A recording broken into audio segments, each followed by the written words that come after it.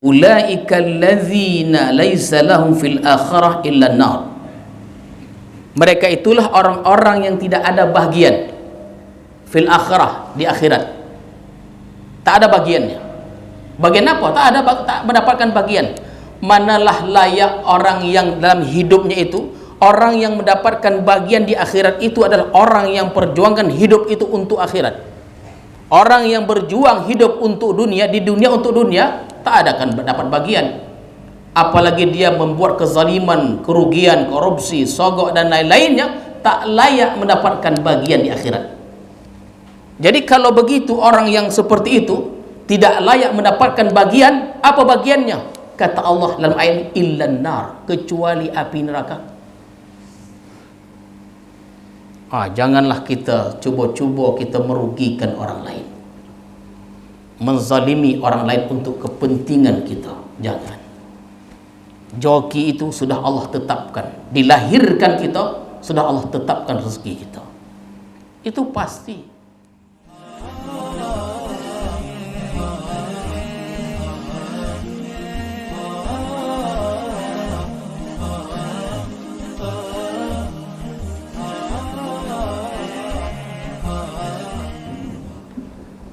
Al-Fatihah.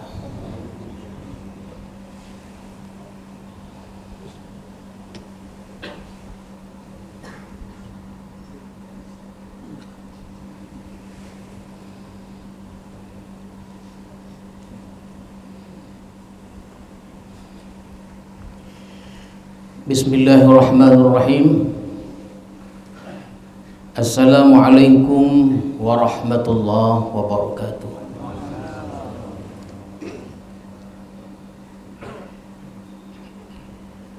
Alhamdulillah Rabbil Alamin, wassalatu wassalamu ala ashrafil anbiya wal mursalin wa ala alihi wa sahbihi ajma'in, amma ba'd.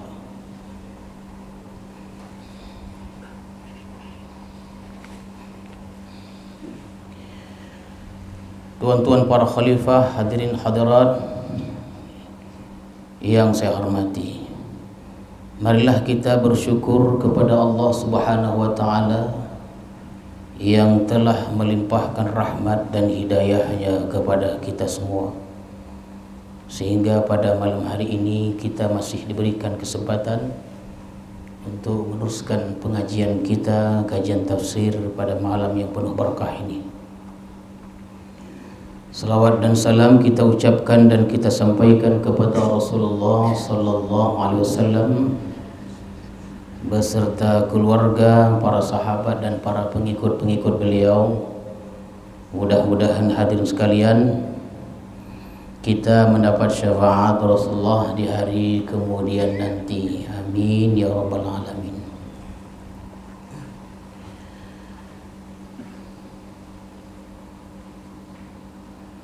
Maka berfirman Allah Subhanahu wa ta'ala dalam surah Hud, sambungan ayat yang sebelumnya, firman Allah, Bismillahirrahmanirrahim, fala'allaka tarikum ba'dha ma yuha ilaik wa dha'iqum bihi sadruk ayaqulu laula unzila alaihi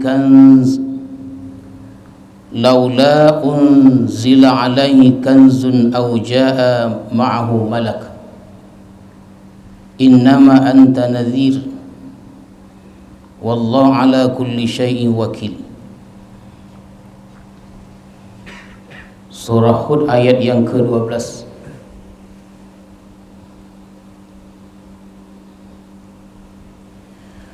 Fala'allaka tarikum ba'dha ma yuha ilaik.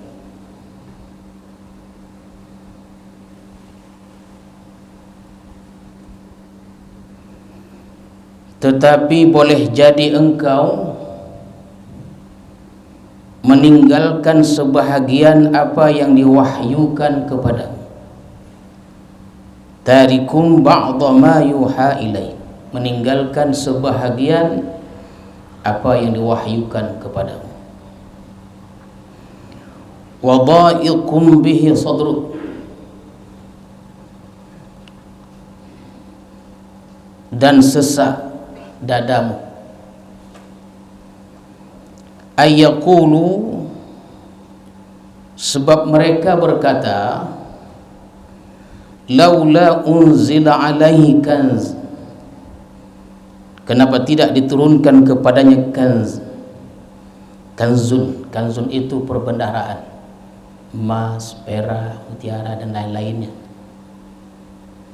Au jaa ma'ahu malak, atau datang bersamanya seorang malaikat. Innama anta nadhir, sesungguhnya engkau tidak lain adalah pembawa ancaman. Wallahu ala kulli syai'in wakil, dan Allah atas segala sesuatu adalah penjaga. Begitulah lebih kurang terjemahannya ya tuan-tuan sekalian. Begitu lebih kurang terjemahannya. Kita artikan secara harfiah tadi itu, wallahu ala kulli syai'in wakil, dan Allah atas segala sesuatu adalah penjaga.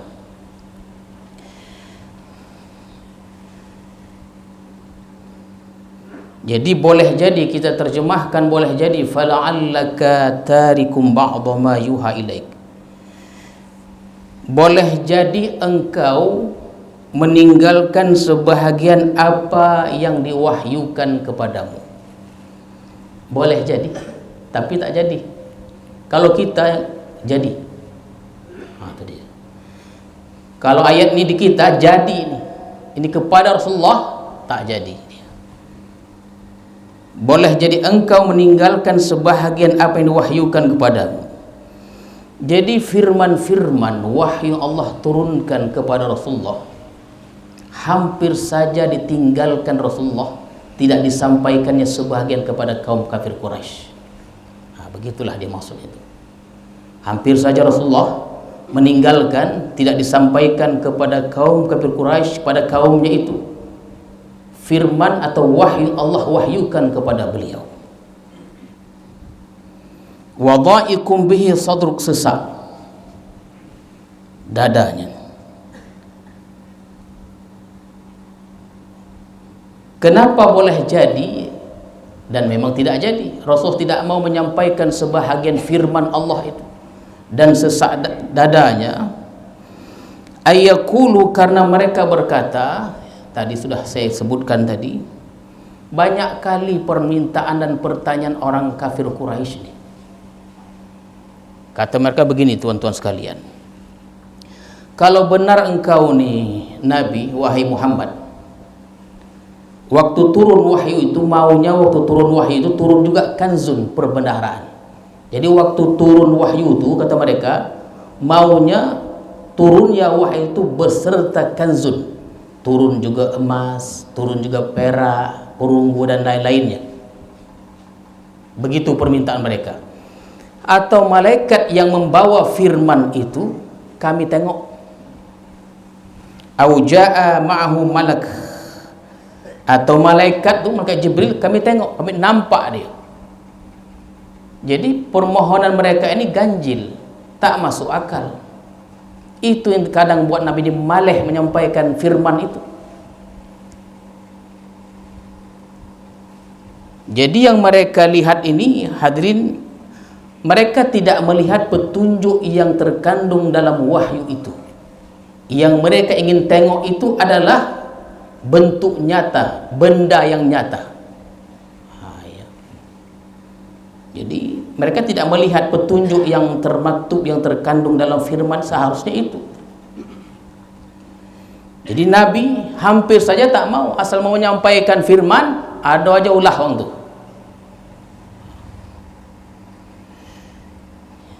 Tadi saya sebutkan bahwa mereka tidak mau melihat yang terkandung dalam firman itu, yang mereka nilai, yang lihat itu adalah benda nyata. Sama juga dengan kita dalam tarikat nih. Kita orang tarikat nih, jangan suka benda-benda yang nyata. Maka kaifiat yang sudah ada itu, kaifiat yang sudah diajarkan, jangan diotak-atik. Makanya ketika piket itu mengajarkan, dengarkan elok-elok, ya kan? Laksanakan elok-elok. Karena kalau kita mandai-mandai, kita robah, ecek-eceknya kita ubahlah, masa kita lebih pandai, kita ubah, jadi pula tuh. Jadi ditumbuknya pisang, mati pisang tuh. Jadi dalam tarekat terkadang orang suka itu matlamat. Tujuan kita bertarekat itu bukan itu. Terkadang orang suka melihat benda-benda nyata, bukan itu tujuan kita. Tujuan kita dalam tarekat ini adalah sebelum kita berzikir itu, sebelum berzikir, ilahi anta maksudi wa ridhaka matlubi. Itulah tujuannya. Kalaupun ada kaifiat-kaifiat 1 sampai 8 tuh, tuan-tuan sekalian, itu di luar zikir. Tak apa-apa, itu di luar, bukan maksud kita berzikir tuh. 1 sampai 8 kan banyak kaifiat itu. Kita renung, tafakurkan. Tapi sebelum kita memulai zikir tuh, ilahi anta maksudi wa ridhaka matlubi, pogilah semuanya yang ada di hadapan kita Allah Subhanahu wa taala. Jadi dalam zikir itu ada yang lain lagi, Allah. Marabitahnya, buat kuburnya dan lain itu tidak ada lagi, sudah ketopi semuanya. Yang ada Allah Subhanahu wa taala.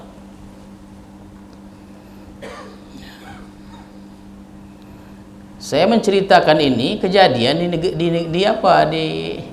di jiran, di negara tetangga kita itu. Diubahnya jadi pula tuh.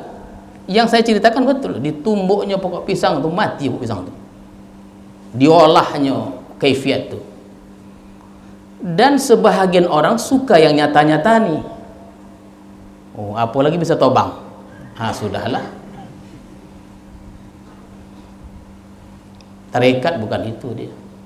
Kita sudah sampaikan tarekat itu bukan itu. Kalaupun kita melihat orang terbang, yatiru fil hawa, yamshi 'alal ma, terbang di udara, berjalan di atas air, dia kasyaf, dia tahu isi hati orang, itu keramat-keramat kecil, bukan itu dia.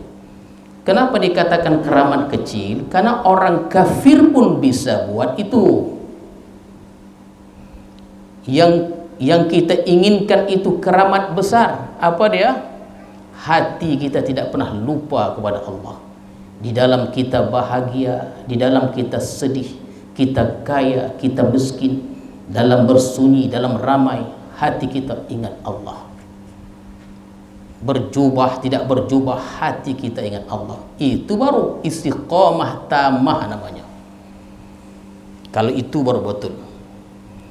Kalau nak masuk tarekat supaya bisa tobangnya, sudahlah. Bukan di psikotompeknya. Ya, bukan psikotompeknya. Jadi orang-orang kafir itu, mereka tidak mau melihat petunjuk yang terkandung dalam firman Allah itu. Yang mau mereka tengok itu bukti bahwa, buktikan kalau engkau nabi ini, waktu wahyu turun, seeloknya turun bersama wahyu itu kanzun, kata mereka. Adalah omehnya, adalah peraknya, perunggu dan lain-lainnya. Dan kalau bisa kami tengok malaikat itu. Dalam ayat lain disebutkan, kalau boleh dicatat nama-nama kami, bahwa Allah mengharap kami beriman. Allah pula berharap. Kata mereka begitu. Kalau bisa dalam wahyu itu disebutkan nama-nama kami ini, bahwa Allah itu ingin kami beriman, baru kami beriman. Cakap aja. Apa tak sosak dado? Kalau yang setiap dihadapi begitu. Kalau kita osah tak mau berdakwah. Nabi tidak begitu. Kata Allah, innama anta nazir. Sesungguhnya engkau ini tidak lain adalah pembawa ancaman, pemberi berita ancaman. Jadi jangan teragak-agak. Menyampaikan wahyu ini jangan separuh-separuh. yang ini dibaca, yang ini tidak. Bacakan semuanya. Anta nazir, engkau pemberi ancaman, pembawa ancaman, pemberi peringatan. Disitulah hebatnya Habib Rizik tuh.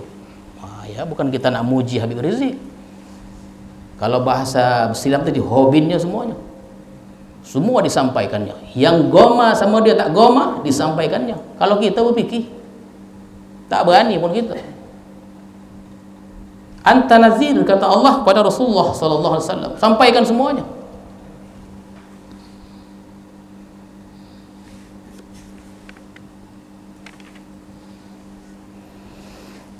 Memanglah, ini dia. Ada satu kata-kata yang agak ganjil, begini dia. Memang sebahagian firman Allah ini menyakiti hati orang kafir. Begitu dia bahasanya. Ya kan? Sebahagian firman Allah ini menyakiti hati sakit, menyakiti hati orang kafir. Apa maksudnya? Firman itu disebutkan mencela berhala-berhala orang-orang kafir itu. Firman begitu dia. Firman yang mau disampaikan itu adalah bunyinya, isinya mencela sesembahan, mencela berhala-berhala yang disembah bertahun-tahun oleh orang kafir. Sakitlah hati orang tu. Kami sudah menyembah berhala bertahun-tahun, berpuluh tahun, dicela pula oleh firman Allah. Tak berfikir tak menyampaikannya.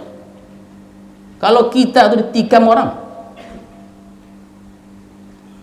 Makanya ada satu kajian ilmiah katanya yang dibuat oleh para peneliti di universiti dulu IAIN, SUSKA, Sultan Syarif Qasim, yang mampu mengislamkan orang-orang di pedalaman di Riau, di Jambi itu, orang tarekat.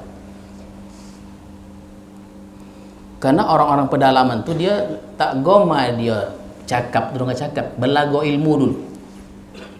Ya, telaga ilmu batin dulu. Yang kuat, kalau kalian lebih kuat, kami Islam.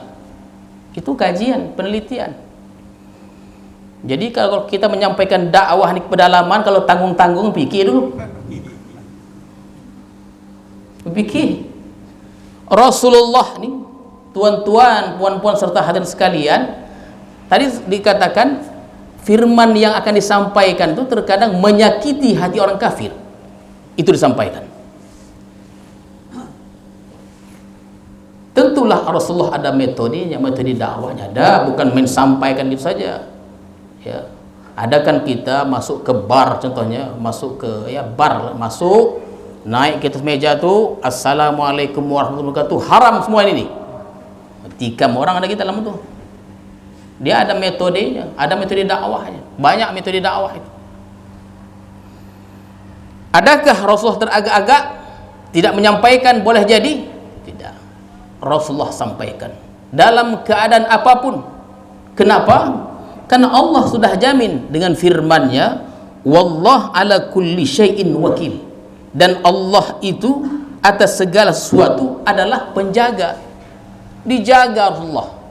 Setiap hari dihina, disakiti hati beliau, bahkan ancaman-ancaman pembunuhan selama 23 tahun selalu ada, tapi beliau mati di pangkuan istrinya. Dijaga Allah Subhanahu wa taala. In tansurullah yansurkum wa yusabbit aqdamakum. Kita ni kalau kita berdakwah, Allah jamin Allah akan tolong kita. Orang-orang yang menjaga agama Allah, Allah akan jaga dia. Macam mana cara Allah menjaganya? Itu urusan Allah, bukan urusan kita. Urusan kita menjaga agama kita. Wallahu ala kulli syai'in wakil. Jadi Allah itu atas segala sesuatu penjaga, dijaga betul.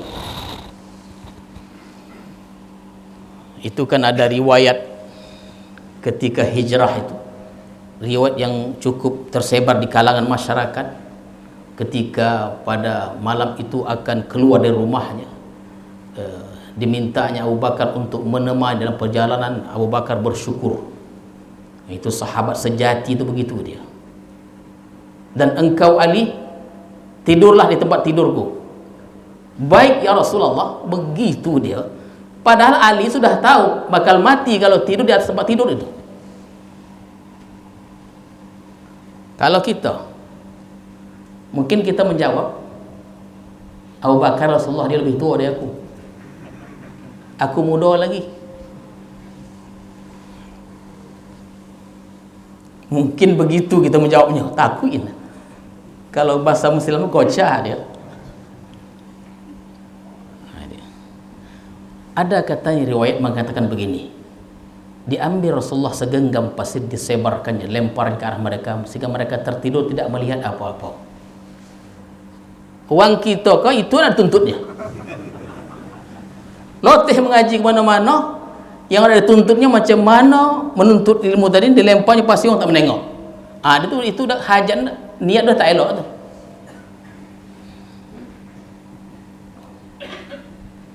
Tak nampak, ya, tak nampak. Kalau nak menuntut ilmu itu tak ada silam. Ya, cari topik lain. Ya, kalaupun ada saya tak tahu itu, ya. Wallah ala kulli syai'in wakil.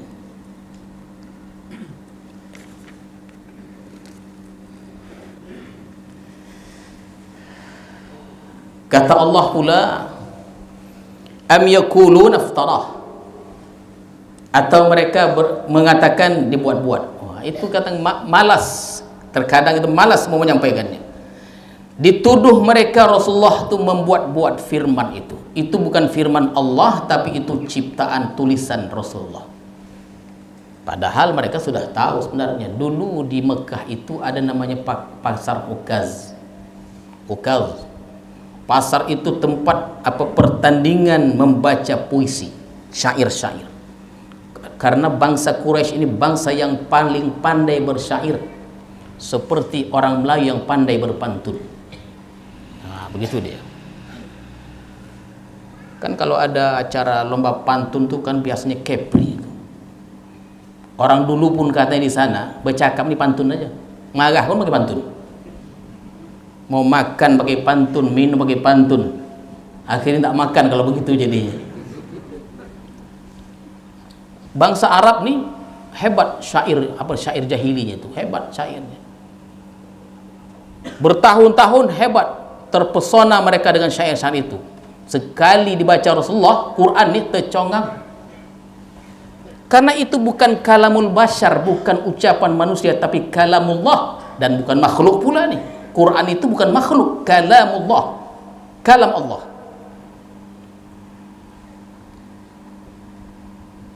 Jadi mereka katakan am yaqulu iftarah, am yaquluna iftarah, dibuat-buat. Padahal dalam sejarah dikatakan ummi, tak pandai menulis, tak pandai baca. Tapi Rasulullah ni asal dibaca sekali terus hafal. Orang Arab, jangan kita nak menanding orang Arab. Ya, kita mesti akui hafal orang Arab ni memang luar biasa.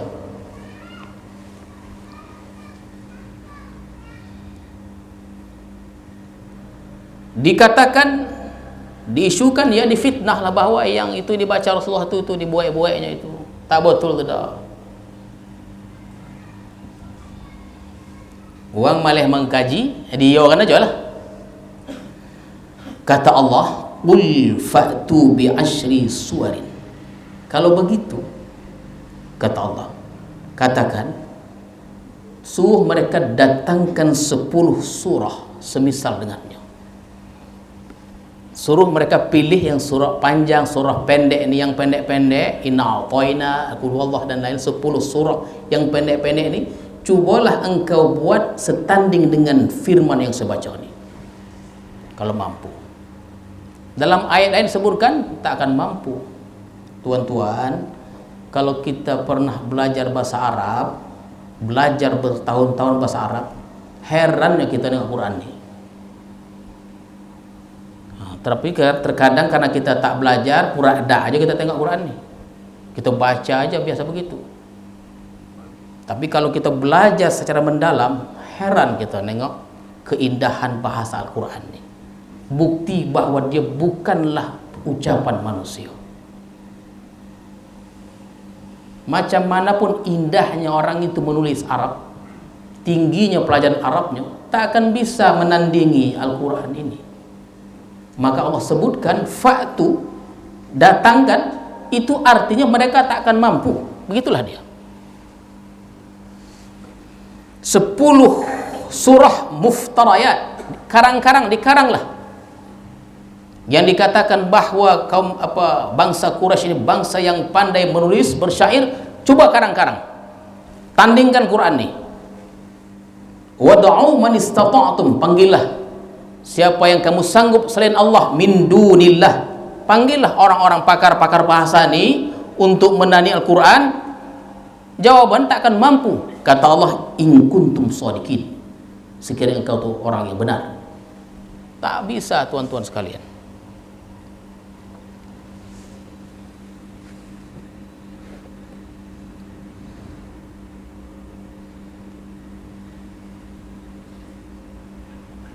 Ada sekali itu tamu datang kepada saya, ganjil pula pertanyaannya.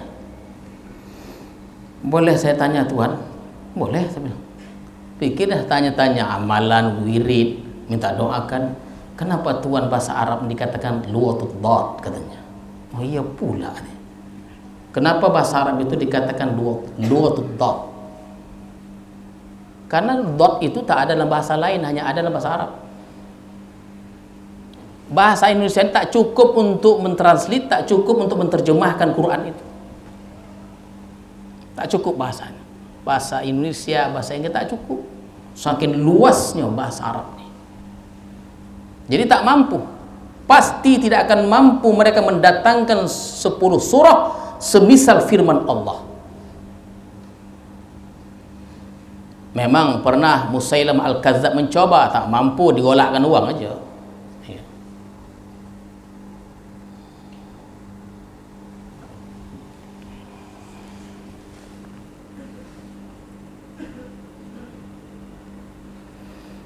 Fa illam yastajibu lakum, bila mereka tidak berkenan, tidak memperkenankan kehendak itu, kan disuruhnya datangkanlah, mereka tak mampu. Fa'lamu, kata Allah, maka ketahuilah, annama unzila bi'ilmillah, dia itu diturunkan dengan ilmu Allah. Bukan main dengan ilmu Allah. Maka Quran sebutkan kalamullah juga, ya, bukan makhluk, ya, tapi kalamullah, itu bukan ciptaan dia, kalamullah. Wa alla ilaha illahu, dan bahwa tiada Tuhan melainkan dia Allah. Hu. Wah, ya, itu zikir yang paling tinggi itu hu tuh. Oh, dalam perspektif tasawuf, bukan kita ini kan zikirnya ismul zat dan nafi isbat, Allah Allah, dan secara khafi jahar la ilaha illallah. Tapi dalam perspektif tasawuf itu tingkatan zikir itu, yang pertama la ilaha illallah, yang kedua Allah Allah, yang ketiga hu. Ya, hu itu bukan tak ada dalam Quran banyak. Hu itu artinya dia Allah. Itu orang kalau sudah berzikir hu itu, segala yang dilihatnya, segala yang ditengok, didengarnya Allah. Ya.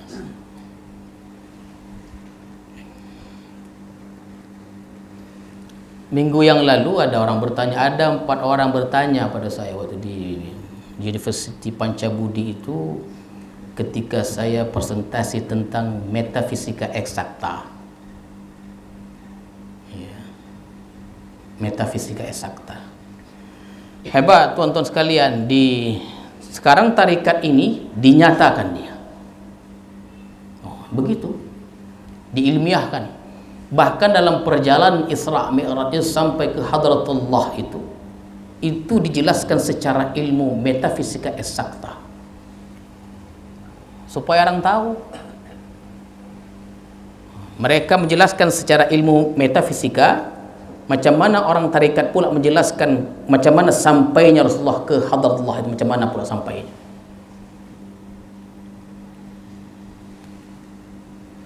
Mereka bertanya tentang hal yang di luar itu, sebenarnya tentang Ibnul Arabi, Hallaj, Syekh Siti Jenar, dan lain penyatuan makhluk dan khalik ini. Tidaklah saya jawab semuanya karena itu dia sensitif kali, tuan-tuan sekalian. Dulu pun di Islam biasa begitu. Dulu katanya di Islam nih ada orang dipanggil namanya, Dijawabnya sendiri. Oh, ganjil. Udah, dia akui dia Tuhan. Itu hal biasa di Islam dulu, biasa begitu katanya lah. Nama dia, dipanggilnya, dijawabnya sendiri. Iya katanya.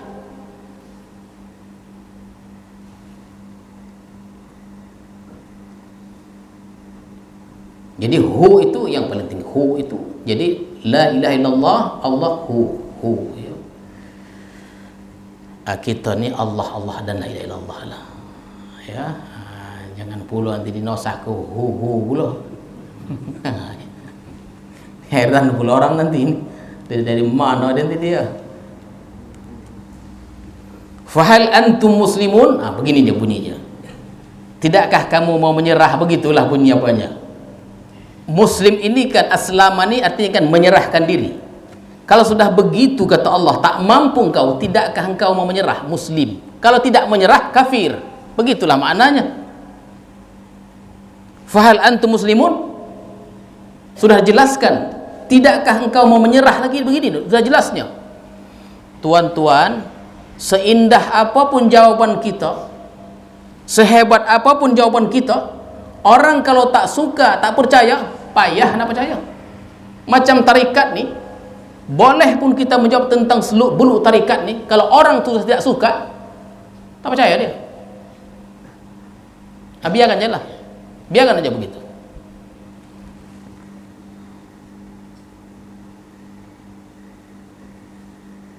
Ayat yang berikutnya hadirin sekalian.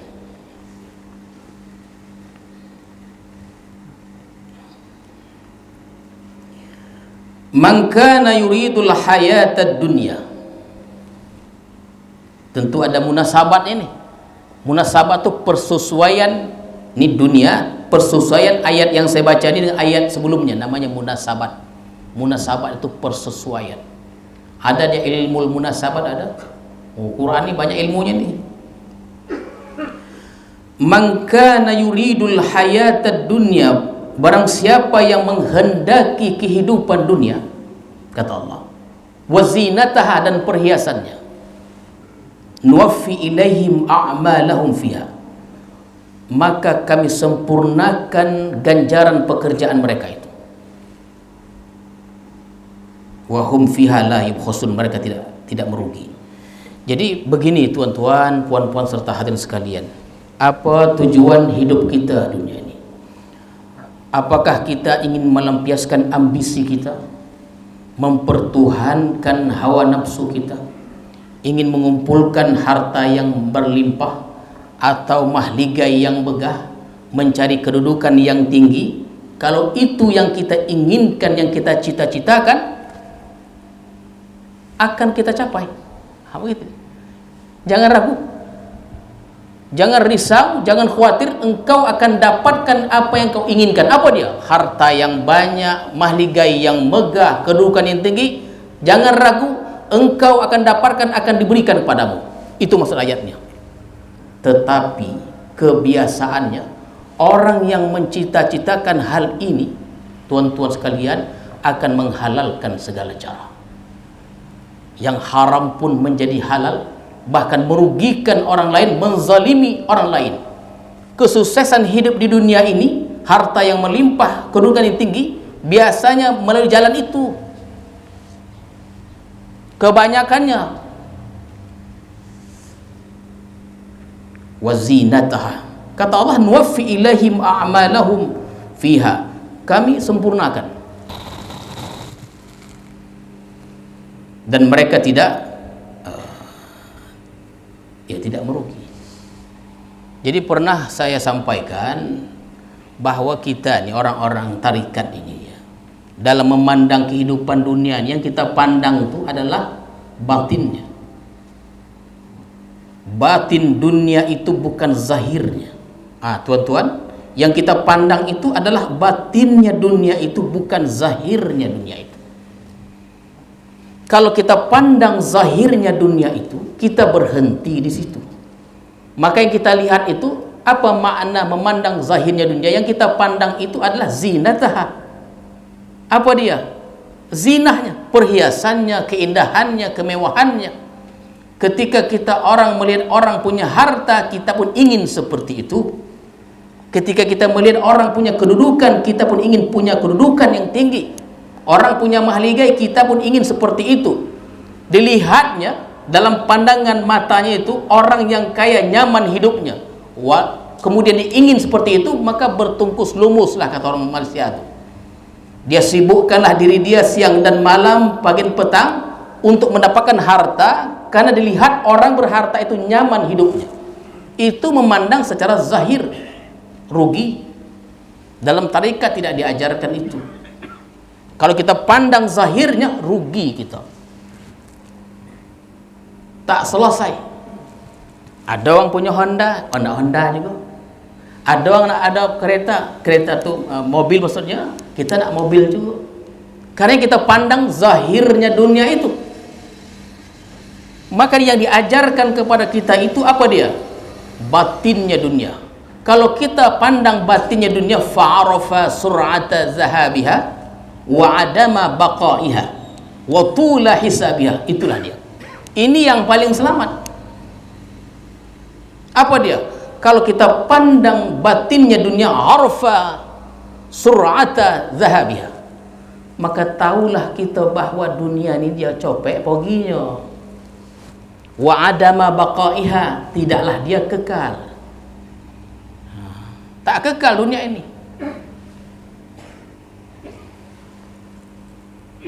Wa tula hisabiha, kalau kita pandang batinnya dunia ini, bahwa hisabnya di akhirat tul, panjang. Kan pernah kita sebutkan, kalau kita sudah banyak harta, ada mahligai, ada kedudukan, hisabnya itu panjang. Makanya ada riwayat mengatakan bahwa dalam kalangan sahabat yang ramai itu, katanya riwayat begitu, Abu Rahman bin Auf yang kemudian masuk surga. Dalam kalangan Nabi pula dikatakan Nabi Sulaiman alaihissalam pula yang kemudian masuk surga. Yang lain sudah masuk surga, beliau belum. Karena hisab. Kalaupun ada orang kaya, orang miskin, yang kaya sama solatnya, sedekahnya mungkin sama, tahajudnya sama, samalah kualitas ibadahnya. Di mana perbedaannya? Ketika dihisab itulah. Kalau miskin nih, apa yang mau dihisab? Rumah berlubang, apa mau dihisab? Tanya malaikat, macam mana keadaan rumahnya? Tombok, bocor atap tu, bocor, sudah masuklah, usah kita hisab lagi. Semua tak ada yang elok rumah kau ni. Satu lagi, kuat juga ibadahnya, rumahnya togap. Dari mana dapat itu? Oleh karena itu, dalam surah Kahf itu Allah ada berfirman, wa ja'alna ma'alal ardi zinatan laha linabluwahum ayyuhum ahsanu amala. Allah jadikan dunia, di atas dunia ini zinah, perhiasan. Untuk apa? Untuk kami buktikan siapakah yang baik amal di antara mereka. Kita contohnya punya kopiah. Kopiah kan perhiasan. Kopiah perhiasan. Apalagi kopiah itu cantik, soban cantik, menghiasi diri kita ketika berjalan. Tetapi cara kita mendapatkan kopiah itu macam mana? Itu perhiasan yang nampak. Banyak perhiasan tak nampak, emas, perak, perunggu dan lain-lainnya, digali baru nampak perhiasan juga. Tapi macam mana kita mendapatkan perhiasan itu? Kedudukan juga perhiasan. Macam mana sampai kita ke tahap itu, mendapatkan kedudukan itu? Itu akan diperhitungkan. Mendapatkan kedudukan itu macam mana? Itu Allah uji di antara kita, siapakah yang paling baik amal perbuatannya. Dari mana dapat kopiah? Ku tengok situ terjatuh, ku ambil aja. Begitu dia tuan-tuan. Jadi segala sesuatunya mesti begitu.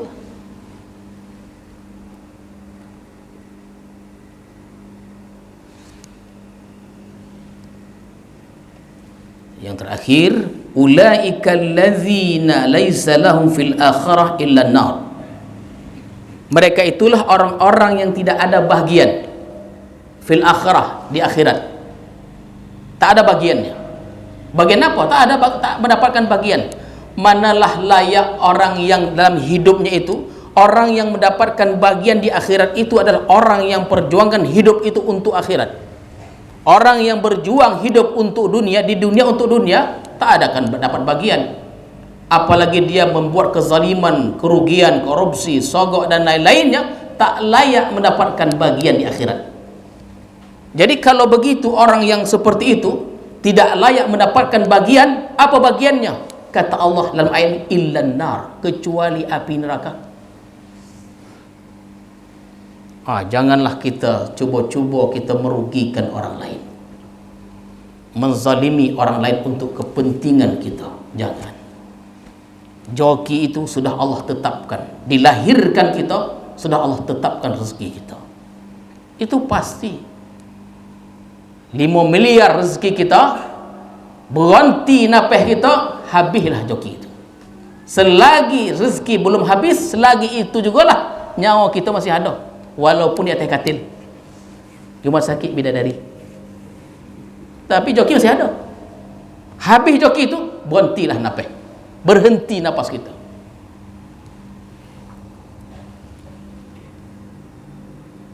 Lahum fil akhirah illan nar. Jadi bahagian mereka illan nar, tak lain tak bukan api neraka.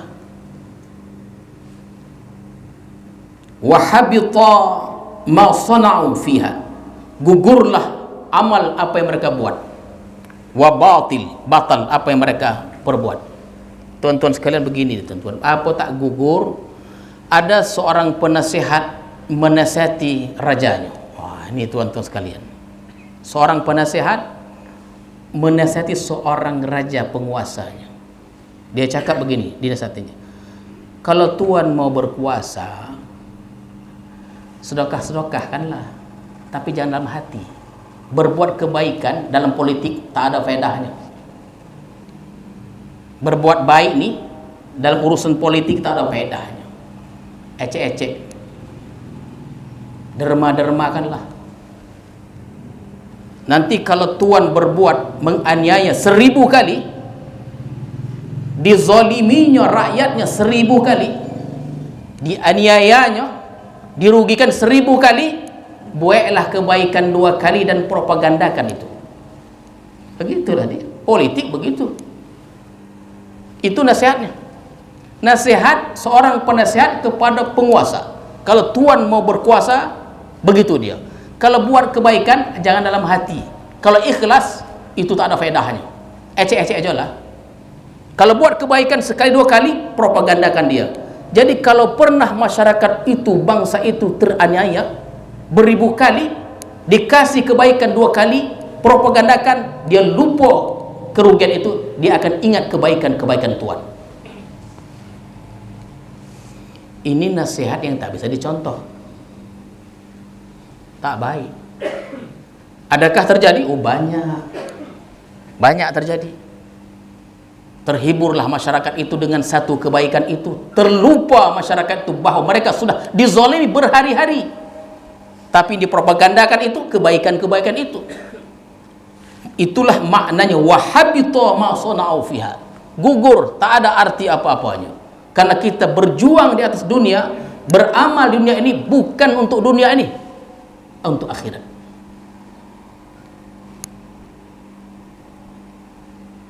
Itulah dia cerita kita malam ni. Ya, minggu muka kita sambung lagi. Ya. Dah lain saya tengok caw tuan menengok dah. Ya. Takut saya. Tak apa-apa, itu gurau saja. Mudah-mudahan pertemuan kita malam ini diberkahi Allah, dirahmati Allah. Apa yang kita sampaikan berfaedah, dapat kita amalkan. Segala amal kita terima Allah, tidak gugur, dia diterima oleh Allah Subhanahu wa taala. Dan kita bersama para nabi, para orang soleh di surga kelak. Amin ya rabbal alamin. A'udzu billahi minasyaitonir rajim. Bismillahirrahmanirrahim. Alhamdulillahirabbil alamin wassalatu wassalamu ala asyrafil mursalin wa ala alihi wa sahbihi ajma'in. Allahumma zidna ilma warzuqna fahma walhiqna bis salihin. Allahumma ij'al jam'ana hadza jam'an marhuma wa tafarruqana min ba'dihi tafarruqan ma'suma. Wa sallallahu ala sayyidina Muhammadin wa ala alihi wa sahbihi ajma'in. Subhana rabbika rabbil izzati amma yasifun wa salamun alal mursalin walhamdulillahi rabbil alamin. Assalamualaikum warahmatullahi wabarakatuh.